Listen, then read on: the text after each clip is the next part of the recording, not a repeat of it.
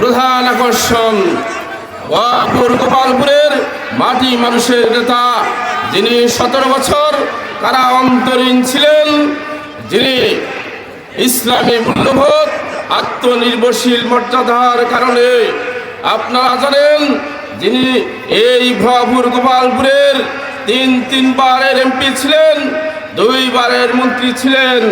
উনি কেমন মানুষ আপনারা অবগত আছেন।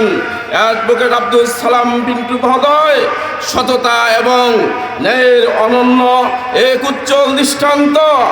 তাই আগামী 12 তারিখে আমি আপনাদের এই ভুয়াপুরের সন্তান হিসাবে বলতে চাই, বাংলাদেশের মানুষ বিএনপির সাবেক চেয়ারপারসন দেশ নেত্রী বেগম খালেদা জিয়ার স্বপ্নকে বাস্তবায়ন করার জন্য আজকে যে প্রতিষ্ঠানের এই মাঠে সমাবেশ হচ্ছে, আমি এই প্রতিষ্ঠানেরই সন্তান। আর আজকে উপস্থিত রয়েছেন ভুয়াপুর উপজেলার বিএনপির নেতৃবৃন্দ, পৌরসভার নেতৃবৃন্দ, সকলকে আমার ব্যক্তিগত পক্ষ থেকে রক্তিম শুভেচ্ছা এবং বিপ্লবী অভিনন্দন।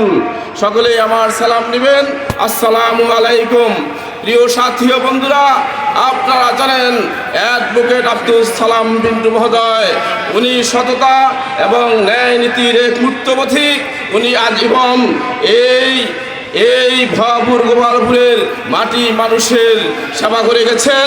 যিনি 17 বছর কারা অন্তরীণ ছিলেন, ফাঁসির কাষ্ঠ থেকে উনি আপনাদের মাঝে ফিরে এসেছেন।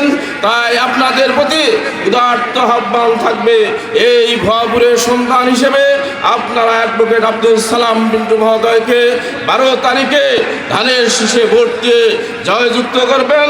সকলকে ধন্যবাদ জানিয়ে আমি আমার বক্তব্য শেষ করছি। খোদা হাফেজ। বাংলাদেশ জিন্দাবাদ। দেশ নেত্রী বেগম খালেদা জিয়া অমর হোক। শহীদ রাষ্ট্রপতি জিয়াউর রহমান অমর হোক। আগামীর প্রধান